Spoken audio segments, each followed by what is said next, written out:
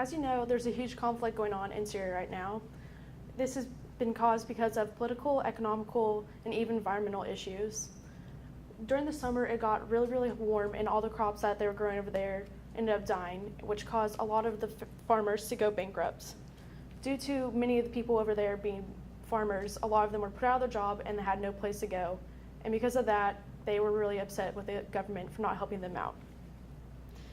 There's also a religious issue that's going on right now. There's a big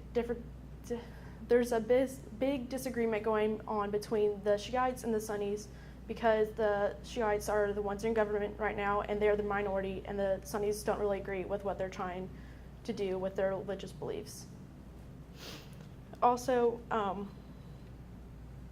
this just caused a big political uprising, and many of the people decided to revolt against the government, and that led to their civil war.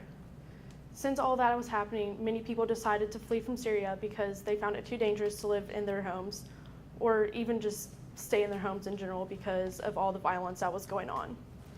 Due to that, many have decided to flee from Syria and go to neighboring countries, such as Jordan and Lebanon.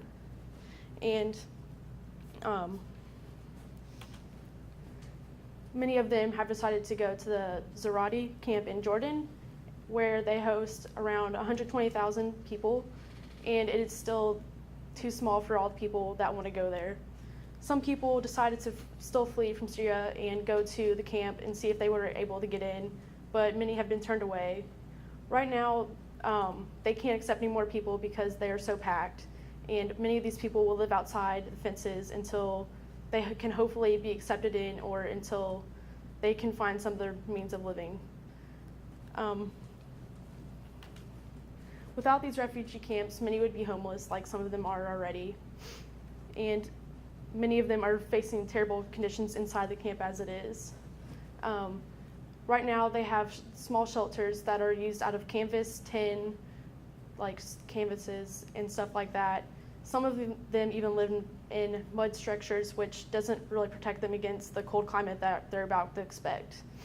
They're really hoping to push to get some trailers into the camps for about 2,700 people, where they can hopefully be able to live in a little bit safer conditions against the environment and can protect them from some of the violence that is going on in the camp.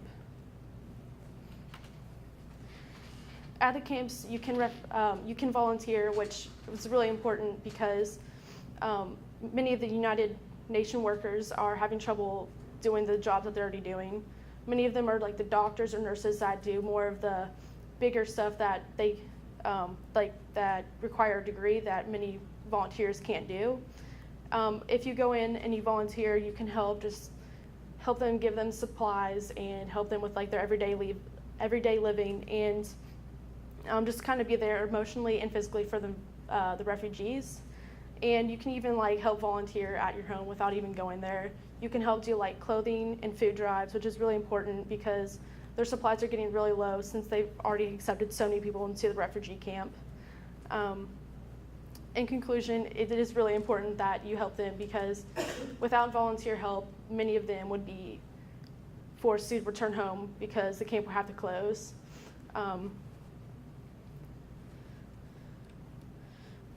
It is also really just important because without these camps, many of them probably won't even see the next day, because they might get home and they might be killed the next day, and some of their families are still at home trying to make a living for the family to hopefully that they come back, but it's still really up in the air for them.